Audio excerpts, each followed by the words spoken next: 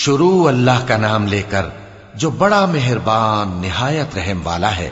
حامیم، یہ کتاب رحمان الرحیم کی طرف سے اتری ہے، ایسی کتاب جس کی آیتیں جدا جدا بیان کی گئی ہیں، یعنی قرآن عربی، ان لوگوں کے لیے جو سمجھ رکھتے ہیں، جو بشارت بھی سناتا ہے اور خوف بھی دلاتا ہے، لیکن ان میں سے اکثر نے منہ پھیر لیا اور وہ سنتے ہی نہیں، اور کہنے لگے کہ جس چیز کی طرف تم ہمیں بلاتے ہو اس کی طرف سے ہمارے دل پردوں میں ہیں، اور ہمارے کانوں میں بوجھ یعنی بہرا پن ہے، اور ہمارے اور تمہارے درمیان ایک پردہ ہے، تو تم اپنا کام کرو، ہم اپنا کام کرتے ہیں۔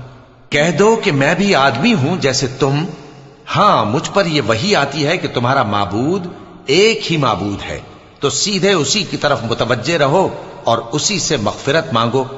اور مشرکوں پر افسوس ہے جو زکوٰۃ نہیں دیتے اور وہ آخرت کے بھی منکر ہیں۔ جو لوگ ایمان لائے اور عمل نیک کرتے رہے ان کے لیے ایسا ثواب ہے جو ختم ہی نہ ہو۔ کہو کیا تم اس ذات کا انکار کرتے ہو جس نے زمین کو 2 دن میں پیدا کیا اور بتوں کو اس کا مد مقابل بناتے ہو؟ وہی تو تمام جہانوں کا مالک ہے، اور اسی نے زمین میں اس کے اوپر پہاڑ بنائے اور زمین میں برکت رکھی اور اس میں سامان معیشت مقرر کیا، سب 4 دن میں، اور تمام طلبگاروں کے لیے یکساں۔ پھر وہ آسمان کی طرف متوجہ ہوا جبکہ وہ دھواں تھا، تو اس نے اس سے اور زمین سے فرمایا کہ دونوں آؤ، خواہ خوشی سے خواہ ناخوشی سے۔ انہوں نے کہا کہ ہم خوشی سے آتے ہیں۔ پھر اس نے 2 دن میں 7 آسمان بنائے اور ہر آسمان میں اس کے کام کا حکم بھیجا، اور ہم نے آسمان دنیا کو چراغوں یعنی ستاروں سے سجایا اور شیطانوں سے محفوظ رکھا۔ یہ اسی زبردست باخبر کے مقرر کیے ہوئے اندازے ہیں۔ پھر اگر یہ منہ پھیر لیں تو کہہ دو کہ میں تم کو ایسی چنگھاڑ کے عذاب سے آگاہ کرتا ہوں جیسے عاد اور سمود پر چنگھاڑ کا عذاب آیا تھا، جب ان کے پاس پیغمبر ان کے آگے اور پیچھے سے آئے کہ اللہ کے سوا کسی کی عبادت نہ کرو، تو وہ کہنے لگے کہ اگر ہمارا پروردگار چاہتا تو فرشتے اتار دیتا، سو جو تم دے کر بھیجے گئے ہو ہم اس کو نہیں مانتے۔ اب جو عاد والے تھے وہ ناحق ملک میں تکبر کرنے لگے اور کہنے لگے کہ ہم سے بڑھ کر قوت میں کون ہے؟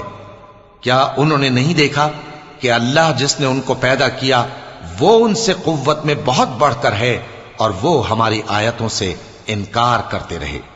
تو ہم نے بھی ان پر نحوست کے دنوں میں زور کی آندھی چلائی تاکہ ان کو دنیا کی زندگی میں ذلت کے عذاب کا مزہ چکھا دیں، اور آخرت کا عذاب تو بہت ہی ذلیل کرنے والا ہے، اور اس روز ان کو مدد بھی نہ ملے گی۔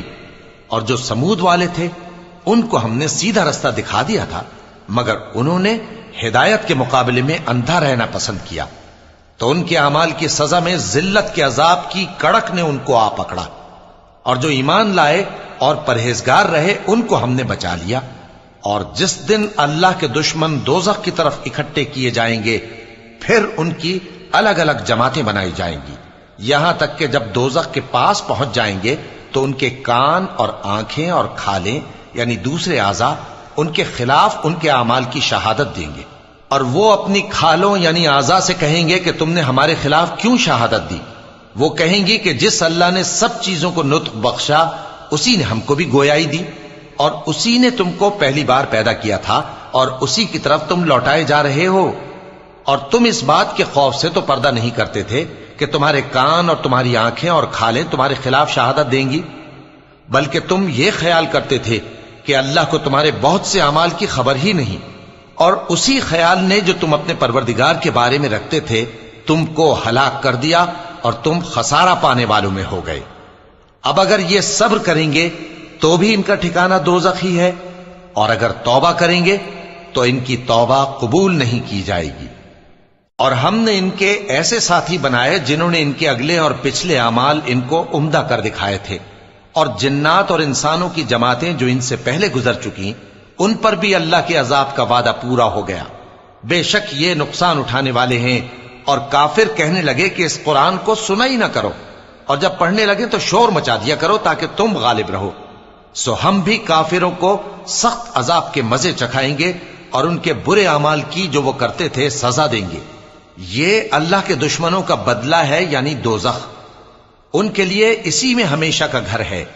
یہ اس کی سزا ہے کہ ہماری آیتوں سے انکار کرتے تھے۔ اور کافر کہیں گے کہ اے ہمارے پروردگار، جنوں اور انسانوں میں سے جن لوگوں نے ہم کو گمراہ کیا تھا ان کو ہمیں دکھا کہ ہم ان کو اپنے پاؤں تلے روند ڈالیں تاکہ وہ سب سے نیچے رہیں۔ جن لوگوں نے کہا کہ ہمارا پروردگار اللہ ہے، پھر وہ اس پر قائم رہے، ان پر فرشتے اتریں گے اور کہیں گے کہ نہ خوف کرو اور نہ غمناک ہو، اور بہشت کی جس کا تم سے وعدہ کیا جاتا ہے خوشی مناؤ۔ ہم دنیا کی زندگی میں بھی تمہارے دوست تھے اور آخرت میں بھی تمہارے رفیق ہیں، اور وہاں جس نعمت کو تمہارا جی چاہے گا تم کو ملے گی، اور جو چیز طلب کرو گے تمہارے لیے موجود ہوگی۔ یہ بخشنے والے مہربان کی طرف سے مہمانی ہے۔ اور اس شخص سے بڑھ کر بات کا اچھا کون ہو سکتا ہے جو اللہ کی طرف بلائے اور عمل نیک کرے اور کہے کہ میں مسلمان ہوں۔ اور بھلائی اور برائی برابر نہیں ہو سکتی، تو سخت کلامی کا ایسے طریق سے جواب دو جو بہت اچھا ہو۔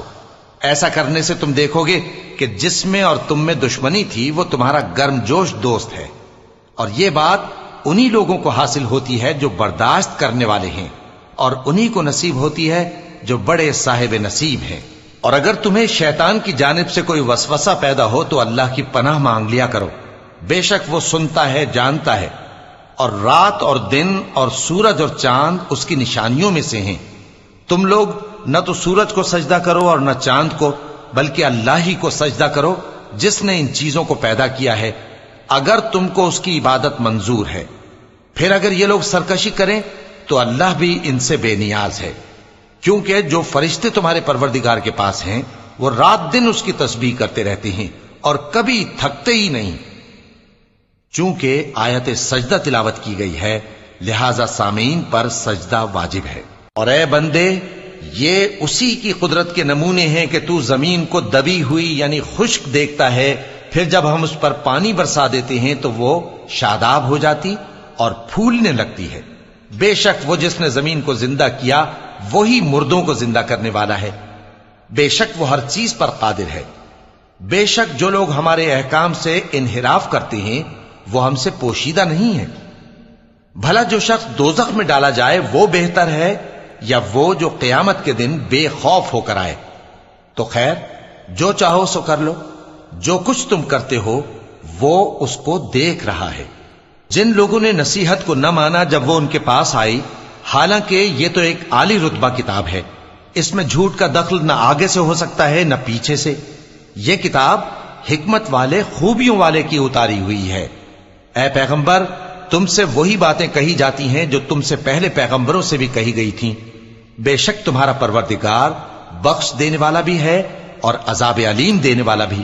اور اگر ہم اس قرآن کو غیر عربی زبان میں نازل کرتے تو یہ لوگ کہتے کہ اس کی آیتیں ہماری زبان میں کیوں کھول کر بیان نہیں کی گئیں؟ کیا خوب کہ قرآن تو عجمی اور مخاطب عربی۔ کہہ دو کہ جو ایمان لاتے ہیں ان کے لیے یہ ہدایت اور شفا ہے، اور جو ایمان نہیں لاتے ان کے کانوں میں گرانی یعنی بہراپن ہے، اور یہ ان کے اندھے پن کا باعث ہے۔ ان کو گویا دور کی جگہ سے آواز دی جاتی ہے۔ اور ہم نے موسیٰ کو کتاب دی، پھر اس میں اختلاف کیا گیا، اور اگر تمہارے پروردگار کی طرف سے ایک بات پہلے نہ ٹھہر چکی ہوتی تو ان میں فیصلہ کر دیا جاتا۔ اور یہ اس قرآن کی طرف سے بڑے بھاری شک میں پڑے ہیں۔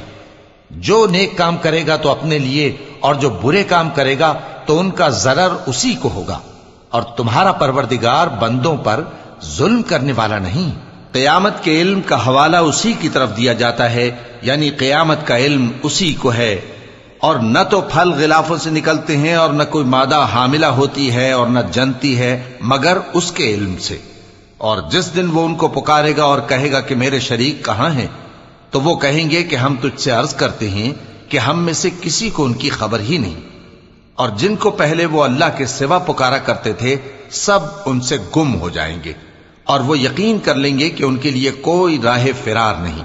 انسان بھلائی کی دعائیں کرتا کرتا تو تھکتا نہیں، اور اگر اس کو تکلیف پہنچ جاتی ہے تو نا امید ہو جاتا ہے، آس توڑ بیٹھتا ہے۔ اور اگر تکلیف پہنچنے کے بعد ہم اس کو اپنی رحمت کا مزہ چکھاتے ہیں تو کہتا ہے کہ یہ تو میرا حق تھا، اور میں نہیں خیال کرتا کہ قیامت برپا ہو۔ اور اگر قیامت سچ مچ ہو بھی اور میں اپنے پروردگار کی طرف لوٹایا بھی جاؤں تو میرے لیے اس کے ہاں بھی خوشحالی ہوگی۔ پس کافر جو کچھ کیا کرتے ہیں وہ ہم ضرور ان کو جتائیں گے اور ان کو سخت عذاب کا مزہ چکھائیں گے۔ اور جب ہم انسان کو نعمتوں سے نوازتے ہیں تو وہ منہ موڑ لیتا ہے اور پہلو پھیر کر چل دیتا ہے، اور جب اس کو تکلیف پہنچتی ہے تو لمبی چوڑی دعائیں کرنے لگتا ہے۔ کہو کہ بھلا دیکھو تو اگر یہ قرآن اللہ کی طرف سے ہو پھر بھی تم اس سے انکار کرو تو اس سے بڑھ کر کون گمراہ ہے جو حق کی مخالفت میں دور نکل گیا ہو۔ ہم ان قریب ان کو اطراف عالم میں بھی اور خود ان کی ذات میں بھی اپنی نشانیاں دکھائیں گے، یہاں تک کہ ان پر ظاہر ہو جائے گا کہ قرآن حق ہے۔ کیا تم کو یہ کافی نہیں کہ تمہارا پروردگار ہر چیز سے خبردار ہے؟ دیکھو یہ اپنے پروردگار کے روبرو حاضر ہونے سے شک میں ہیں۔ سن رکھو کہ وہ ہر چیز کا احاطہ کیے ہوئے ہے۔